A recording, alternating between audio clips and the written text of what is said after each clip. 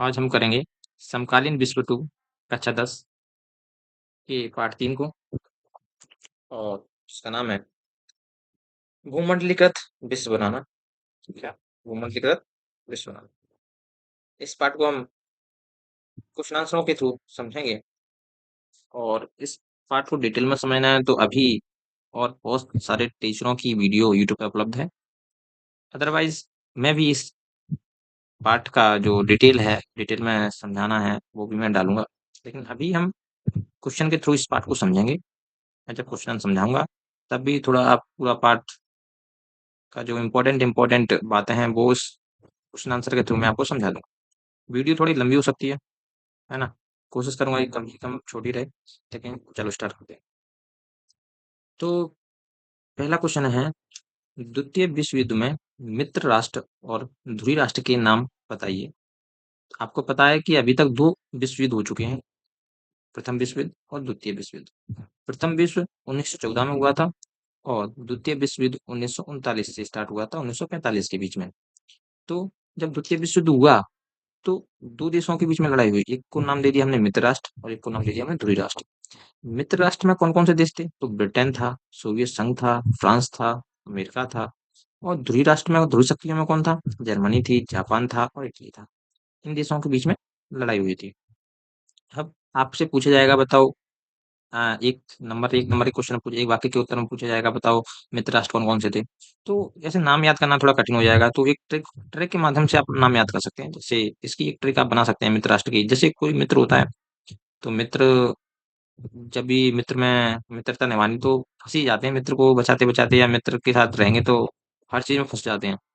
तो आप इसकी ट्रिक याद रख सकते हैं। अब फंसो। क्या? अब फंसो। अब मतलब आ से अमेरिका हो गया, बा से ब्रिटेन हो गया, फा से फ्रांस हो गया और सो से सोवियत संघ हो गया।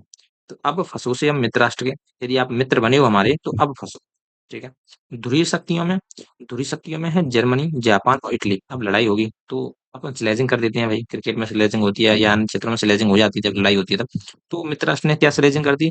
जा जा इटली खिला देंगे। जा जा। तो क्या क्या कहेंगे भाई मित्र राष्ट्र ध्रुवीय राष्ट्रों को?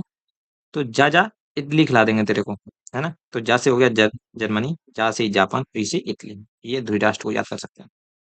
दूसरा क्वेश्चन है, हायर परचेज व्यवस्था क्या थी? हायर का मतलब आप वर्ड से ही समझा करो क्वेश्चनों को। हायर मतलब ऊंचा, परचेज मीन्स खरीदना।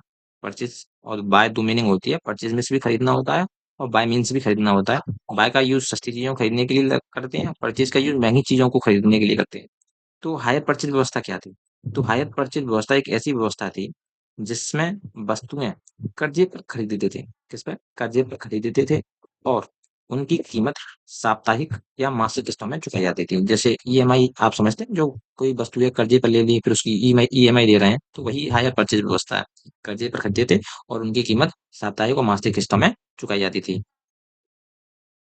अगला क्वेश्चन है, विनिमय दर व्यवस्था का अर्थ बताइए। विनिमय दर व्यवस्था क्या होता है? जैसे आप अभी भारत में रह रहे हैं तो भारत से यदि आप ऑस्ट्रेलिया या अन्य, यदि आप लंदन या अमेरिका जाते हैं, तो जैसे अमेरिका गए तो अमेरिका में आपका रुपया तो चलेगा नहीं। वहाँ क्या चलता है? डॉलर। तो डॉलर को कन्वर्ट करने के लिए तो वहाँ रुपया चलेगा नहीं, तो क्या चलेगा? डॉलर। तो एक विश्व बैंक नाम करके एक संस्था है, वो क्या करती है कि आपके पैसे को चेंज करती है कि आपका जो डॉलर है, एक डॉलर कितने रुपए के बराबर है। तो विनिमय दर व्यवस्था वही है जिसमें अंतर्राष्ट्रीय व्यापार की सुविधा के लिए विभिन्न देशों की राष्ट्रीय मुद्राओं, मुद्रा मतलब भाई आप करेंसी आप बोलते हैं, विभिन्न देशों की राष्ट्रीय मुद्राओं को एक दूसरे से जोड़ा जाता है। यह है विनिमय दर व्यवस्था।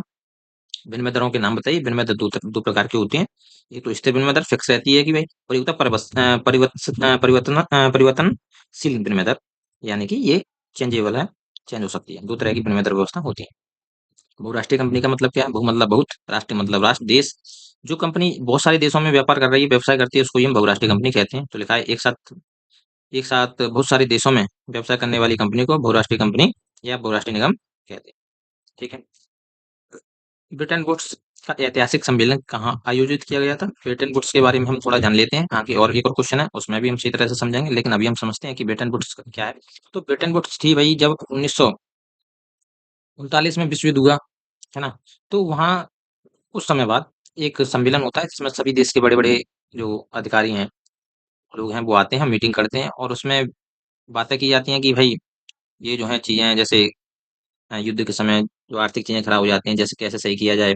और उसी समय पर 2 चीज़ों की भी स्थापना की जाती है। आईएमएफ, यदि कोई देश लड़ाई कर रहा है तो उसको भाई फंड की ज़रूरत पड़ती है, तो आईएमएफ उससे फंड देगा। फंड मतलब पैसा उसको, देश को चलाने के लिए, क्योंकि उसमें देश की तो गलती नहीं है, व्यक्ति की तो गलती नहीं है। और विश्व बैंक की स्थापना हुई थी इसी सम्मेलन में, इसी मीटिंग में। तो ये कहाँ हुई थी ये मीटिंग? तो ये क्वेश्चन पूछा गया है। तो ब्रेटन वुड्स का ऐतिहासिक सम्मेलन अमेरिका, कहाँ? अमेरिका स्थित न्यू हैम्पशायर में, न्यू हैम्पशायर है ये, सही कर लेना इसको। न्यू हैम्पशायर के ब्रिटेन वुड्स नामक स्थान पर आयोजित किया गया था। यानी कि अमेरिका में एक जगह है जिसका नाम है न्यू हैम्पशायर। न्यू हैम्पशायर के एक जगह है, उसका नाम ब्रिटेन वुड्स नामक स्थान पर आयोजित किया गया था। अगला क्वेश्चन है कि भारत के अनुबंधित श्रमिक किन इलाकों से जाते थे? आप जब पाठ पढ़ते हैं तो उसमें एक अनुबंधित श्रमिक, यानी जिन्हें गिरमिटिया मजदूर भी कहा जाता है, वो पहले के टाइम पर ये वाला रूल था, क्योंकि बहुत सारे लोग दूसरे देश में गिरमिटिया मजदूर बनकर जाते थे। गिरमिटिया मजदूर का मतलब क्या? कि एक एग्रीमेंट के थ्रू जाते थे, जैसे कुछ भी हो जाए, आपको इस एग्रीमेंट से पहले, इस समय से पहले आपको घर नहीं जाने देंगे, आपको वहीं रखेंगे और कैसी भी व्यवस्था हो आपको रहना पड़ेगा। तो ये गिरमिटिया मजदूर थे, एक तरह से आप समझ सकते हैं गुलाम गुलाम जैसे। तो भारत से जब ये जाते थे गिरमिटिया या अनुबंधित श्रमिक, वो कहाँ से जाते थे? तो वो आपके जाते थे पूर्वी उत्तर उत्तर प्रदेश से, बिहार से, मध्य भारत से और तमिलनाडु के सूखे इलाकों से जाते थे। 19वीं सदी तक यूरोप में कौन सी समस्या आम थी? यानी 19वीं सदी तक जो यूरोप, जो एक महाद्वीप है, वहां तक कौन सी समस्या आम थी? तो 19वीं सदी तक यूरोप में गरीबी, भूख का ही साम्राज्य था। शहरों में बेसा भीड़ थी, बीमारियों का बोलबाला था और धार्मिक टकराव थे। जो पहले आमतौर पर रहते थे भाई, भीड़ भाड़ थी, बीमारियों को बोलबाला था, क्योंकि इतनी यानी तकनीकी विस्तार भी नहीं हुआ था इस फील्ड में, मेडिकल फील्ड में। और गरीबी और भूख का ही साम्राज्य था। ठीक है, अब ये जैसे यूरोप आ गया, तो यूरोप का मतलब क्या होगा? तो आप समझेंगे भाई यूरोप का मतलब क्या होगा। यूरोप में देखो, यूरोप एक महाद्वीप है, उसमें कई तरह के देश आते हैं। यदि मैं आपको बताऊं यूरोप का जो मैप है, वो ये है भाई। ये देखो, ये यूरोप के देश हैं, जैसे यूएसएसआर रहा, उस टाइम की बात बता रहा हूँ। पोलैंड है, जर्मनी है, फ्रांस है, स्पेन है, इटली है, रोमानिया है, तुर्की है, नॉर्वे है, स्वीडन है, फिनलैंड है। तो ये ग्रेट ब्रिटेन है ना, ब्रिटेन भी इसी में आता था। ये देखो, ग्रेट ब्रिटेन है। तो ये यूरोप के देश हैं। तो यूरोप की, जब भी यूरोप वर्ड आएगा तो इन्हीं देशों के बारे में बात चलेगी। इन्हीं का कोई एक देश होगा, वो तो यूरोप ही तो कहलाएगा, है ना? तो समझेंगे आगे। तो ये था, क्या ये अपना था? ठीक है। अगला क्वेश्चन है रेशम मार्क। कौन सा क्वेश्चन है? रेशम मार्क। रेशम मार्क क्या था? तो देखो, पहले आज से तो व्यापार होता नहीं आ रहा है, पहले से व्यापार होता आ रहा है, बहुत टाइम पहले से। तो व्यापार जब होता है तो उसके लिए एक रास्ता भी होना चाहिए। पहले तो भाई ऐसे हाईवे या एरोप्लेन तो थे नहीं कि भाई सीधा एरोप्लेन से गए, तो एक रास्ता हुआ करता था, या तो जमीन का, या तो समुद्र का, या पानी का, है ना? समुद्र का रास्ता। तो इस तो 3 देश थे।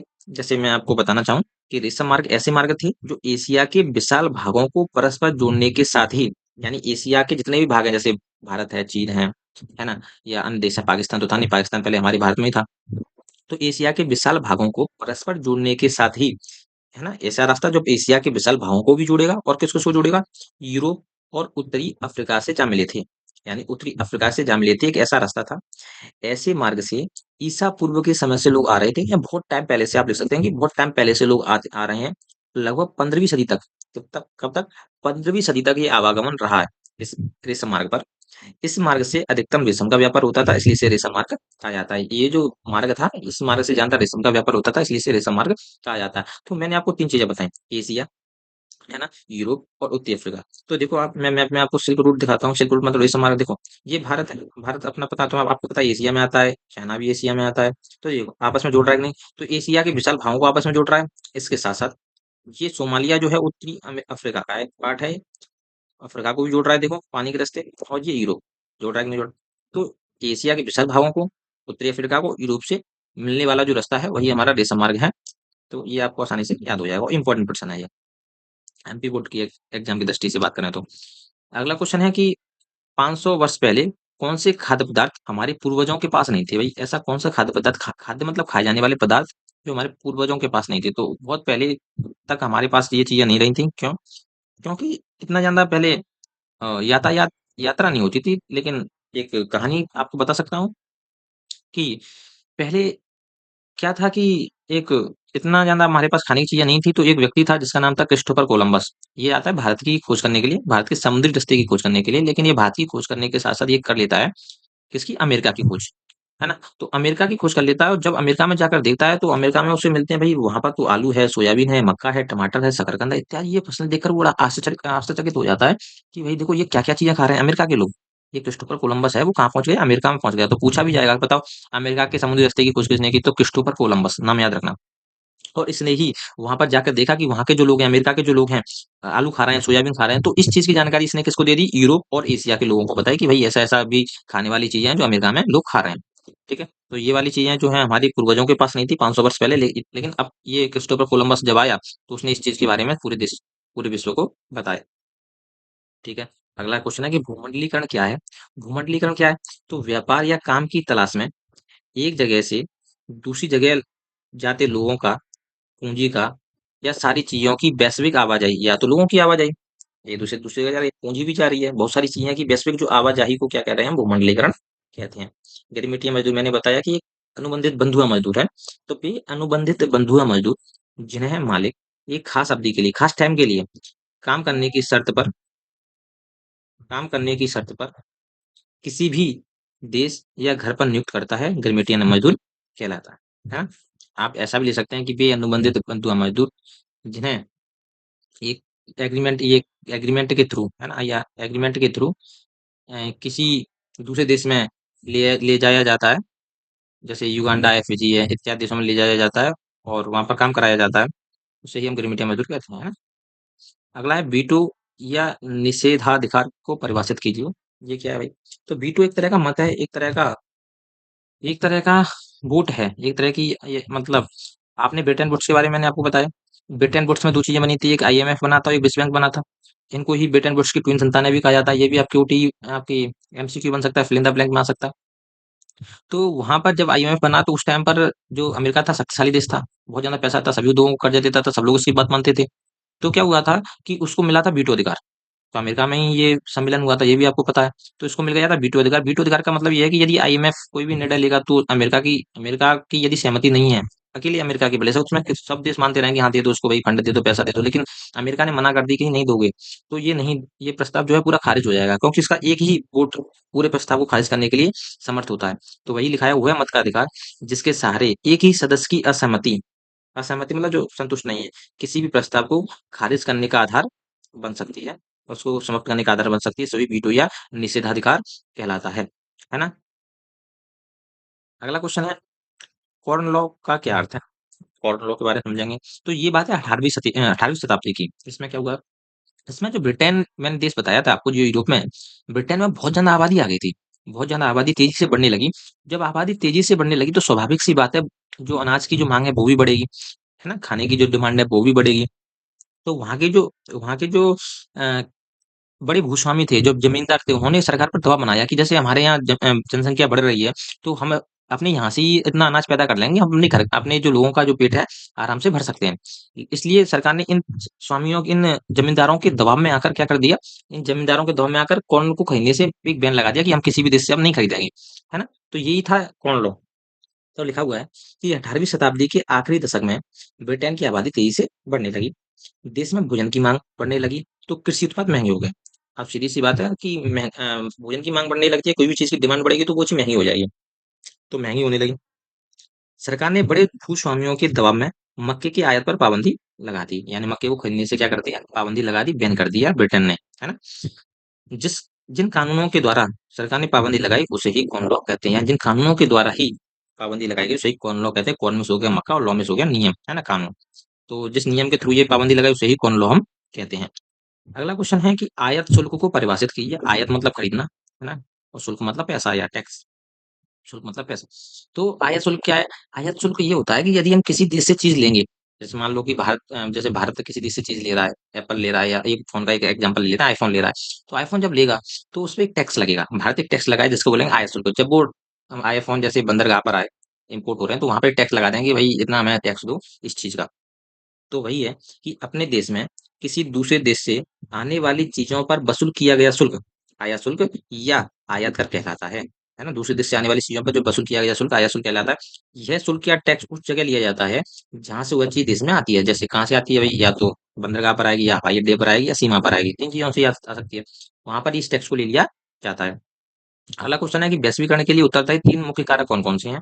यानी कि जो वैश्वीकरण जो है, वैश्वीकरण जब होता है, वैश्वीकरण में किन तीनों कौन-सी ये 3 चीज़ें हैं जो मुख्य कारण हैं? एक तो व्यापार का प्रभाव, श्रम का प्रभाव और पूँजी का प्रभाव। या तो जैसे हम किसी देश से डील करते हैं या तो क्या होता है, या तो व्यापार का प्रभाव होता है, व्यापार करते हैं एक-दूसरे से वस्तुओं का। एक तो श्रम का, या तो हम यहाँ से वहाँ जाते हैं काम करने के लिए, वहाँ से हमारे यहाँ आते हैं काम करने के लिए, या पूँजी का प्रभाव। तो इन 3 चीज़ों का प्रभाव होता है वैश्वीकरण में।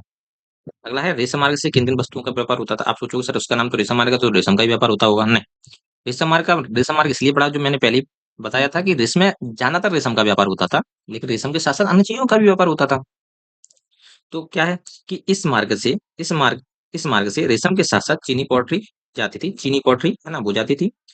और इसी रास्ते से भारत और दक्षिण पूर्व एशिया, भारत में तो आपको पता है मसाले और कपड़े बहुत फेमस थे, कपास का।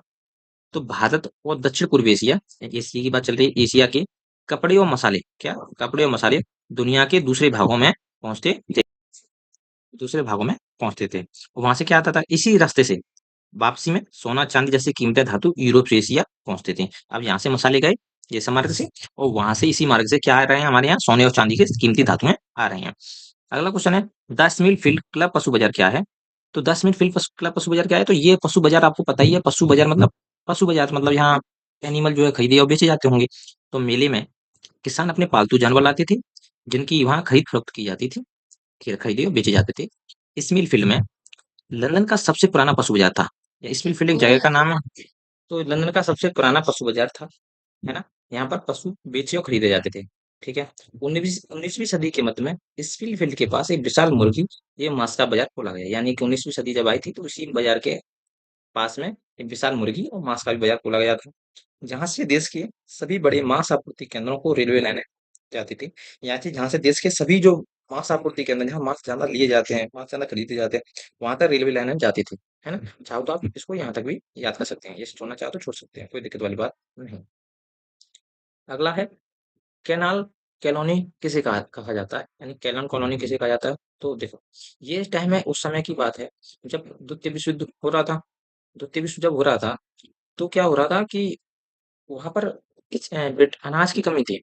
यूरोप में अनाज की कमी थी, क्योंकि अनाज को सबसे ज्यादा उगाता था ब्रिटेन, और ब्रिटेन था लड़ाई में व्यस्त। तो ये 3 देश थे, एक तो ऑस्ट्रेलिया था, एक कनाडा था, और यहाँ हमारे एशिया में भी कुछ भाग। ज्यादातर ऑस्ट्रेलिया और कनाडा के जो लोग थे, उन्होंने तो ज्यादा उत्पादन कर दिया था और यूरोप को बेचना स्टार्ट कर दिया था। तो काफी मुनाफा हो रहा था उन्हें। तो भारत में बैठी ब्रिटिश सरकार ने भी क्या किया, जो अर्ध रेगिस्तानी क्षेत्र थे, जहाँ ज्यादा उपजाऊ जमीन नहीं थी, वहां भी उसको उपजाऊ बनाने के लिए काम करना चालू कर दिया। यहाँ से जाते थे बहुत सारे पहले, लेकिन उसने ब्रिटिश सरकार ने इसे और हम दें, जिससे हमारा अच्छा मुनाफा हो। तो जो अर्ध रेगिस्तानी क्षेत्र थे, जहाँ ज्यादा उपजाऊ जमीन थी, उसको उपजाऊ बनाने के लिए उसने क्या किया, उसमें नहरों का पानी लेकर आया, नहरों का एक जाल सा बिछा दिया। और वहां पर, तो क्वेश्चन के थ्रू समझते हैं कि ब्रिटिश सरकार ने अर्ध रेगिस्तानी पड़ती जमीनों को उपजाऊ बनाने के लिए नहरों का जाल बिछा दिया। क्या बिछा दिया? नहरों का जाल बिछा दिया, ताकि निर्यात के लिए, निर्यात मतलब बेचने के लिए, गेहूं कपास की खेती की जा सके। यानी कि बेचने के लिए गेहूं कपास की खेती की जा सके। नई नहरों की सिंचाई वाले इलाकों में, अब जो नहरों में जो उन्होंने बिछाया जाल, और जो कपास की और गेहूं की खेती करने के लिए, तो इन इलाकों में लोग भी रहेंगे, सिंचाई कौन करेगा भाई? लोग ही तो करेंगे। तो नई नहरों की सिंचाई वाले इलाकों में पंजाब के अन्य स्थानों के लोगों को लाकर बसाया गया। यानी कि इस वाली जो जगह है, नई नहरों की जो सिंचाई वाले इलाके हैं, उसमें पंजाब की और अन्य स्थानों के लोगों को लाकर बसाया गया। उनकी बस्तियों को अब जो बस गए, तो उनकी बस्ती बन गई, और उसी बस्ती को हम कैनाल कॉलोनी कहा जाता है, या नहर बस्ती कहा जाता है। सिंपल है। ठीक है। अगला क्वेश्चन है हमारा, सन हेनरी मार्टन स्टेनली कौन थे तथा क्यों प्रसिद्ध थे? इस क्वेश्चन को समझें। तो सन हेनरी जो मार्टिन स्टैनली एक पत्रकार और खोजी थे। कौन थे? पत्रकार और खोजी थे।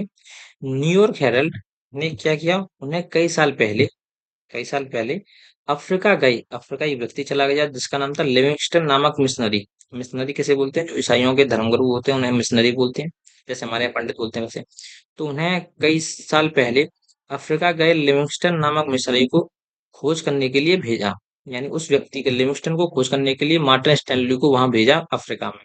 अफ्रीका में जाकर उन्होंने क्या, तो उनकी खोजों अन्वेषणों ने अफ्रीका को जीतने में मदद मिली। यानी कि जो यूरोप ने जब वो वहां गए तो वहां जाकर इसको तो ढूंढने का कोशिश किया ही, और लेकिन वहां जाकर जो अफ्रीका के जो भौगोल जियोग्राफिकल जो चीजें हैं, जैसे रोड वगैरह कहाँ कुछ है, वहां के लोगों के बारे में जानना, तो इन खोजों के द्वारा मार्टिन ने इन खोजों को किया था। तो इसके इन खोजों के आधार पर बाद में अफ्रीका को जीतने में भी यूरोप की उन्होंने मदद की थी। तो ये था सन हेनरी मार्टिन स्टैनली के बारे में। अगला है ब्रेटन वुड्स समझौता क्या है। तो देखो, जब द्वितीय विश्व युद्ध हुआ तो द्वितीय विश्व का युद्ध के कारण महामंदी भी आ गई थी, तो काफी लोगों को एक परेशानी थी कि भाई ऐसा युद्ध होंगे तो लोग ज्यादा परेशान हो जाएंगे और बेरोजगार हो जाते हैं। तो वहां पर एक समझौता किया गया, ये ब्रेटन वुड्स समझौता। मैंने आपको बता दी कहाँ हुआ था, तो अमेरिका के न्यू हैम्पशायर के ब्रेटन वुड्स नामक स्थान पर हुआ था। इसका उद्देश्य क्या था? तो इसका उद्देश्य ये था कि भाई देखो, ये वाला क्वेश्चन लिखा छोटा है अपने पास। हाँ भाई, ये क्या उद्देश्य था भाई? तो ब्रेटन वुड्स समझौता 1944 में अमेरिका स्थित न्यू हैम्पशायर के ब्रेटन वुड्स स्थान पर हुआ था। इसका उद्देश्य इसका उद्देश्य क्या था? इसका उद्देश्य औद्योगिक विश्व में आर्थिक स्थिरता तथा पूर्ण रोजगार को बनाए रखना था। यानी क्या हुआ? देखो, जब महामंदी आई 1929 में, युद्ध के कारण ही आई थी, है ना? क्योंकि ब्रिटेन युद्ध लड़ रहा था तो अन्य देशों ने अनाज जाना चालू कर दिया था। तो उस पर महामंदी, एक तो वो विश्व युद्ध भी रीजन रहा था, दूसरा वहां का शेयर मार्केट भी गिर गया था, तो वो अलग बात है। लेकिन क्या हुआ कि जब ब्रिटेन वुड्स समझौता हुआ तो वहां पर इस समझौते में दो चीजें बनी। एक तो आईएमएफ था और दूसरा था विश्व बैंक।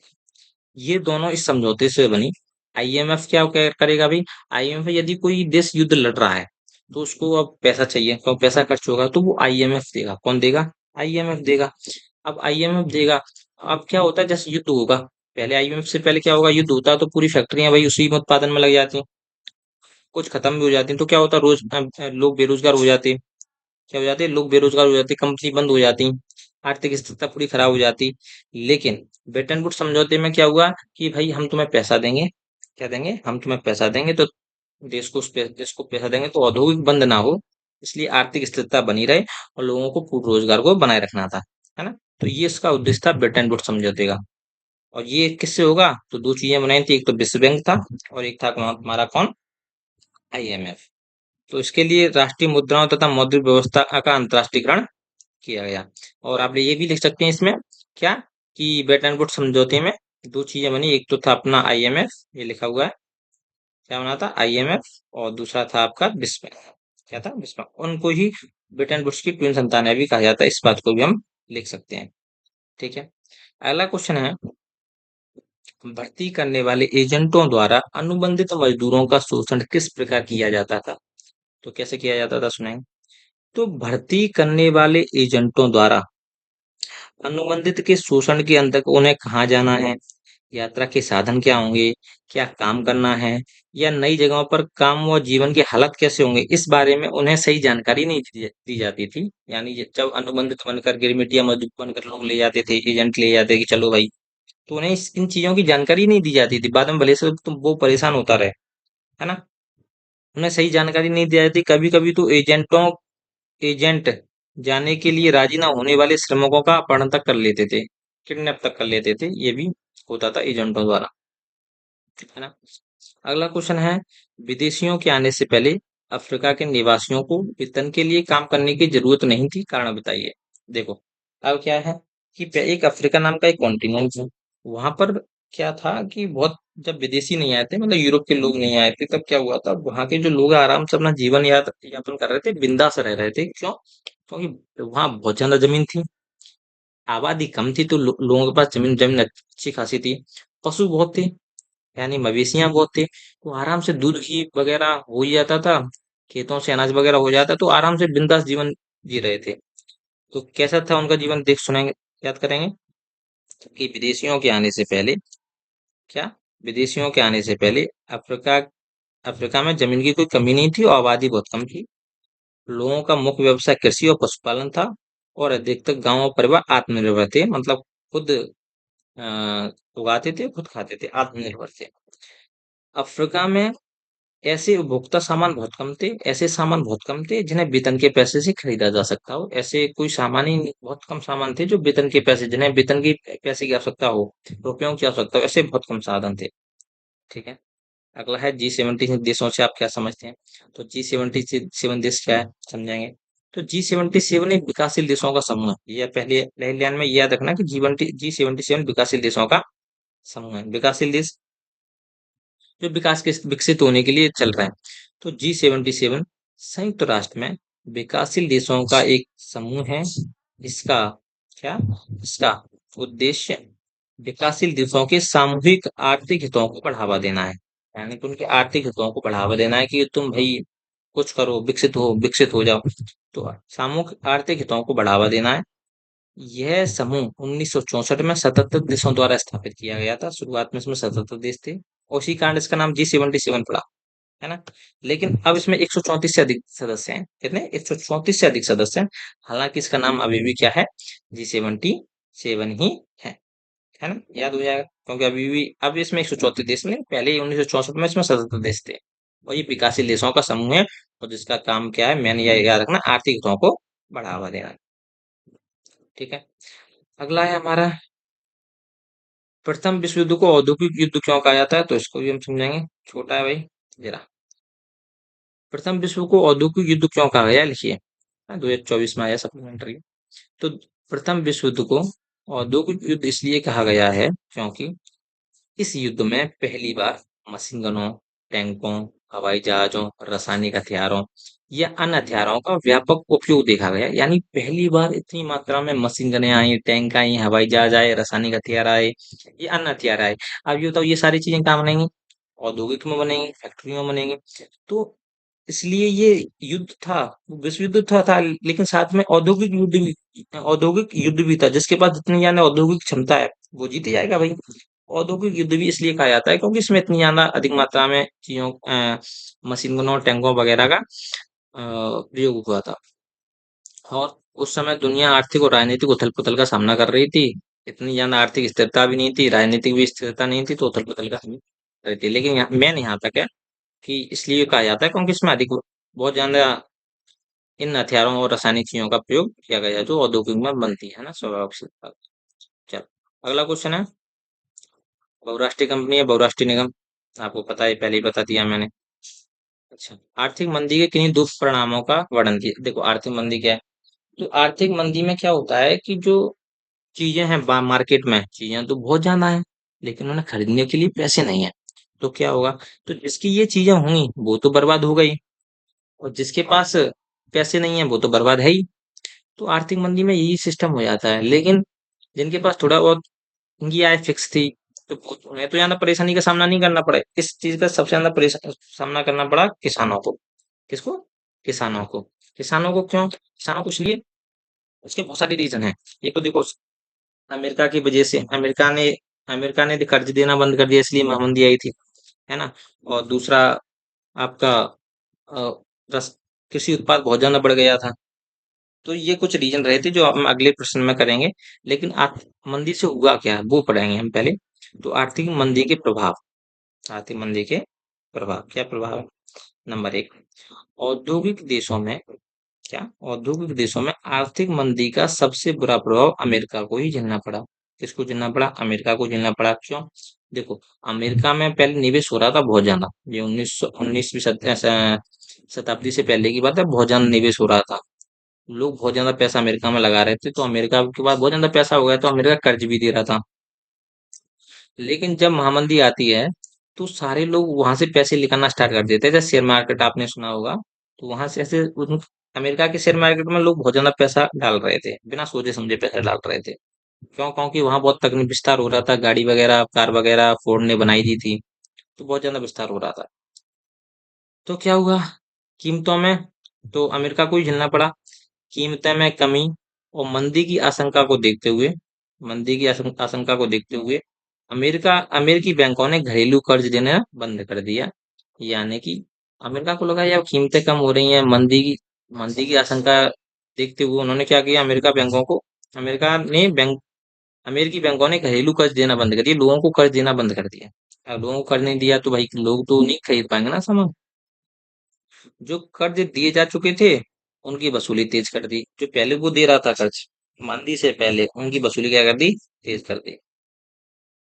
दूसरा है 20 के दशक में जो उपभोक्तावादी संपन्नता दिखाई दे रही थी, उपभोक्तावादी संपन्नता दिखाई दे रही थी, वो अचानक गायब हो गई। वो अचानक गायब हो गई।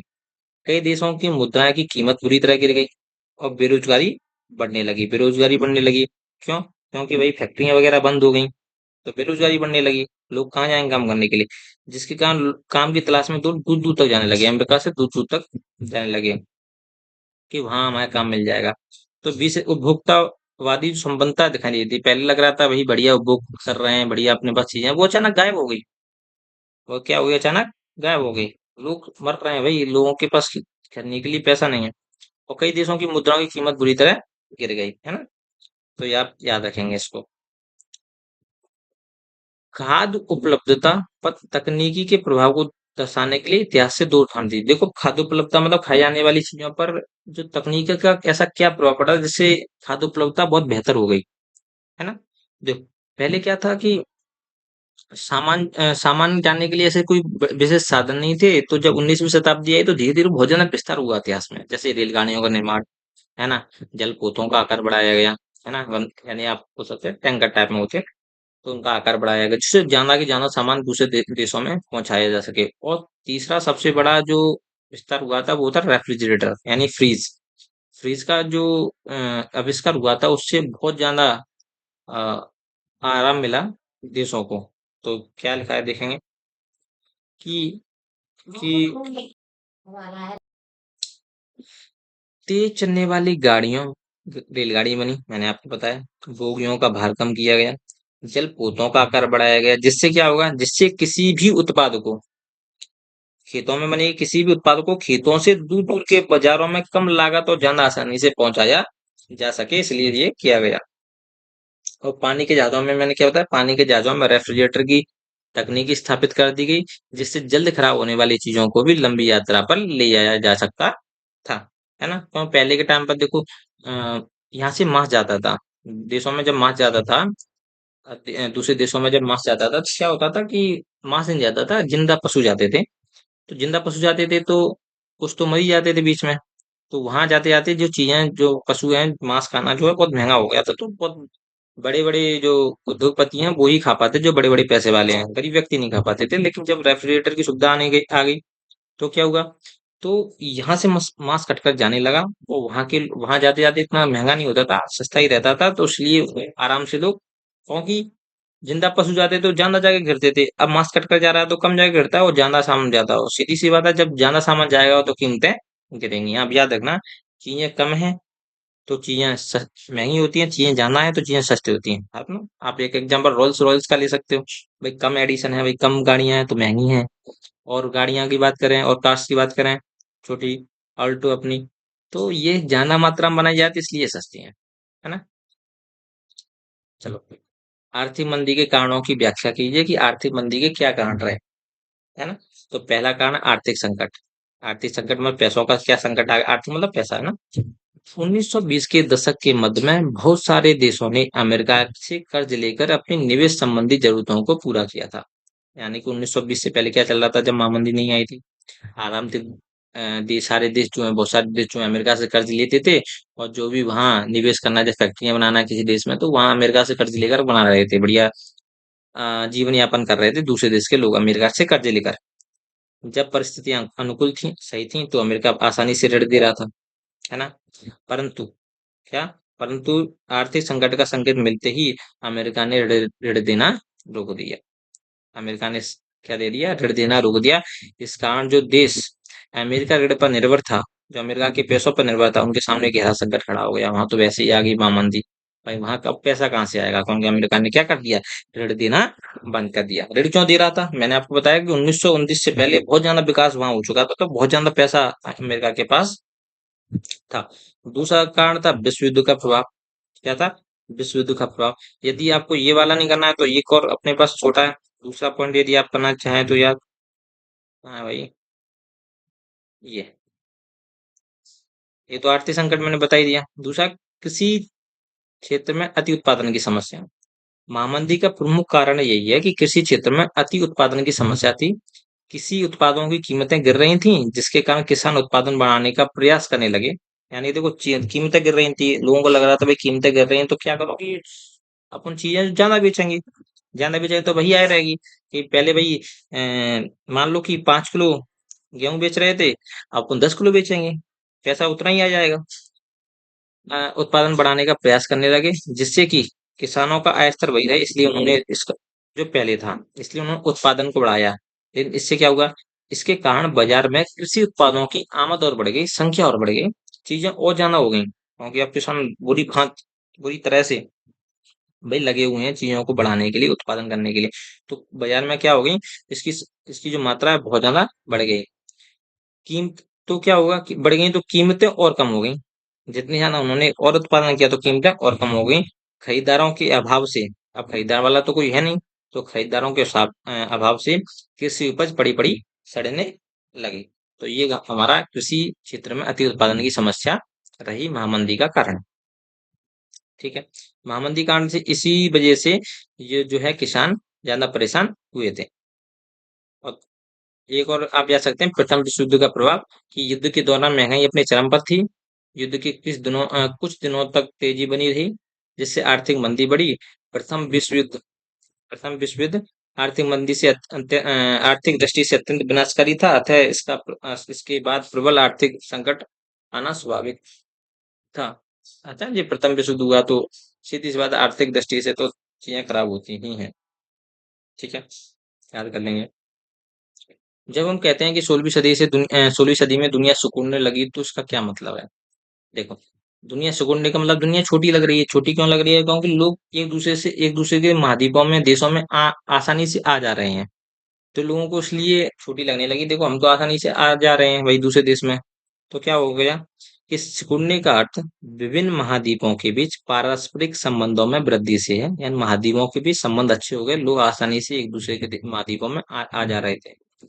16वीं सदी में विश्व के महाद्वीपों के बीच क्या विश्व के महाद्वीपों के बीच व्यवसाय, सांस्कृतिक विचारों का आदान प्रदान, लोगों की आवाजाही बढ़ने लगी।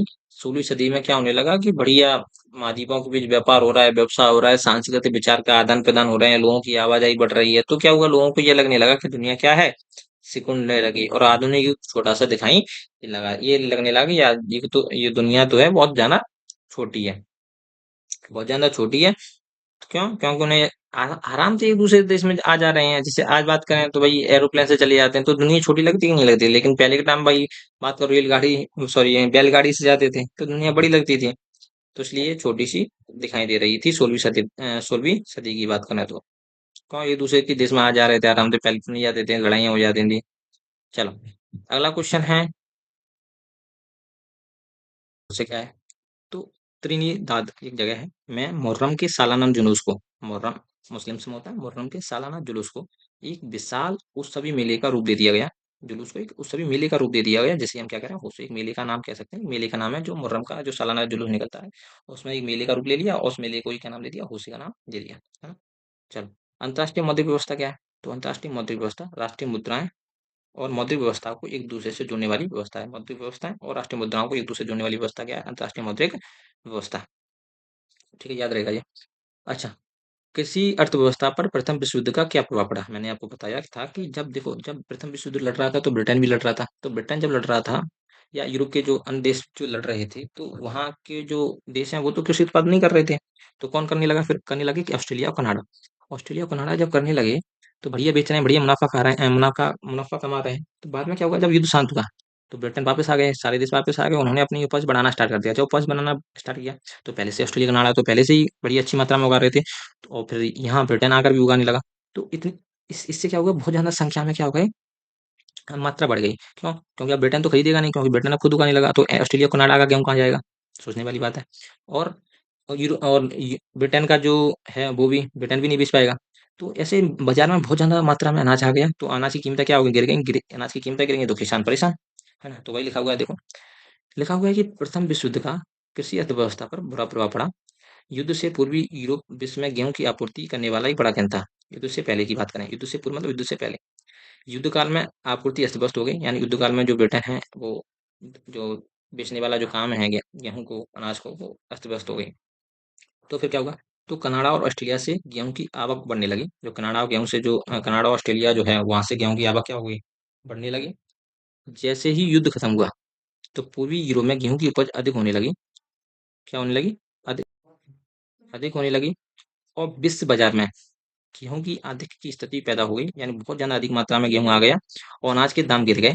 ग्रामीण की आय कम हो गई, किसान गहरे कर्जे में चले गए। क्यों? क्योंकि अब बहुत ज़्यादा मार्केट में गेहूँ आ चुका था, कहूँ यूरोप भी उगाने लगा, ऑस्ट्रेलिया, कनाडा तो उगा ही देते जब युद्ध हो रहा था तो। इससे बहुत ज़्यादा मात्रा में बाजार में गेहूँ आ गया, तो कीमतें गिर गई तो ग्रामीण की आय कम हो गई, ग्रामीण आय कम हो गई तो किसान गहरे कर्जे में चले गए। अगला वैश्वीकरण का क्या अर्थ है? तो आधुनिक समय में पूरी दुनिया की अर्थव्यवस्था एक दूसरे से जुड़ी हुई है। सही बात है, आपस में जुड़ी हुई है। जैसे जैसे हम दूसरे देश से कोई चीज़ खरीदते हैं तो वहाँ उनकी बढ़ रही है, हम बेचते हैं तो हमारी बढ़ती है अर्थव्यवस्था। तो आधुनिक समय में पूरी दुनिया की अर्थव्यवस्था आपस में जुड़ी हुई है।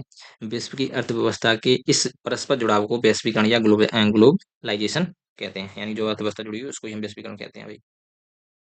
अगला है, भारतीय अर्थव्यवस्था पर 1929 की महामंदी का क्या प्रभाव पड़ता है? जब महामंदी आई तो पता है तुम्हें कि वो चीज़ें नहीं बिच रही हैं भाई, तो भारत का जो अनाज वनाज है वो भी भाई बेचना कम हो गया। तो इसको क्वेश्चन को थोड़ा और छोटा कर लेंगे बुनियाद करने के लिए। ये रहा भाई, ये तो लिखा हुआ है कि 1929 की महामंदी ने भारतीय अर्थव्यवस्था पर गहरा असर डाला। क्या असर डाला? क्योंकि निर्यात तो आयात घटकर आधा रह गया, जो हम बेच रहे थे या खरीद रहे थे वो घटकर कैसा रह गया? आधा रह गया।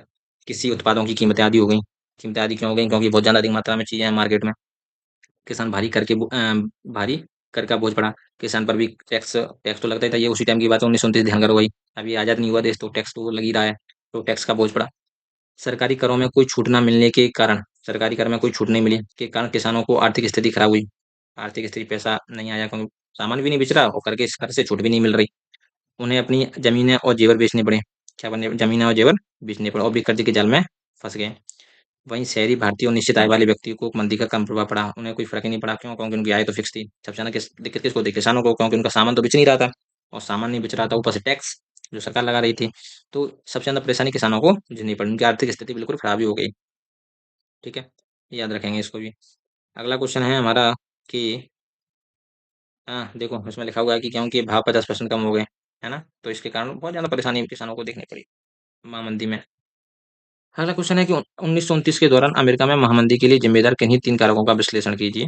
ऐसे 3 कारक बताइए जो महामंदी के, तो आप ये वाला भी याद रख सकते हैं कि यदि 2 नंबर में आए तो इतना लिख सकते हैं कि 1929 की अमेरिका महामंदी के 3 कारण था। एक तो शेयर बाजार का पतन, मार्केट गिर गया, लोग अपना पैसा निकालने लगे अमेरिका से। अति उत्पादन, वो तो आपको पता ही है कैसे उत्पादन अधिक हो गया, और बैंकिंग संकट। ये थे 3 रीज़न। लेकिन और बड़ा आपको लिखना है तो लिख सकते हैं कि शेयर बाजार की इस भारी गिरावट ने लोगों का विश्वास तोड़ा, है ना? जब गिरावट आई तो लोगों ने विश्वास टूट गया तो लोग पैसे निकालने लगे। वित्तीय प्रणाली अस्थिर किया, वित्तीय प्रणाली को अस्थिर किया। इसके साथ ही प्रथम विश्व युद्ध के बाद बढ़ी हुई उत्पादन क्षमता से कृषि और उद्योग में अति उत्पादन की समस्या उत्पन्न हो गई। यानी अति उत्पादन होने लगा भाई कृषि का प्रथम विश्व युद्ध के बाद, जिससे वस्तुओं की कीमतें क्या हो गई? वस्तुओं की कीमतें गिर गई और आर्थिक असंतुलन पैदा हो गया। इन कारकों ने बैंकों को क्या कर दिया? दिवालिया बना दिया, जिससे कर्ज मिलना बंद हो गया और अर्थव्यवस्था पूरी तरह डगमगा गई। अब ये था हमारे, अभी इसमें जो इम्पोर्टेंट क्वेश्चन है वो हो गए। इसके बाद आपको और चीज़ें आपको याद रखनी है, वो मैं आपको बता दूं। देखो पहले ये कि आपको पूछे कि भाई एस आलू का काल क्या था? आलू का काल क्या था? देखो आलू के बारे में तो मैंने बताया था कि जो क्रिस्टोफर कोलंबस था उसने सारे देशों को बताया था कि ऐसे ऐसे अमेरिका में आलू है। तो जब इसकी जानकारी पूरे एशिया और यूरोप को बताई तो वहाँ पर बहुत ज़्यादा संख्या में आलू उगने लगा। लेकिन एक देश था जिसका नाम था आयरलैंड। तो आयरलैंड में बहुत ज़्यादा अधिक मात्रा में आलू उगा और सारे लोग उसी पर ही निर्भर हो गए थे, आलू पर। लेकिन आयरलैंड में एक वर्ष क्या हो गया था, आलू की फसल में बीमारी आ गई थी। बीमारी आ गई तो वहाँ की फसल, आलू की फसल जो है खराब हो गई, जिस कारण वहाँ पर काफ़ी संख्या में लोग मारे गए थे। तो ये वाले क्वेश्चन को आपको याद रखना है। ये मैं लास्ट में आपको जोड़ ही दूंगा, है ना? और ठीक है।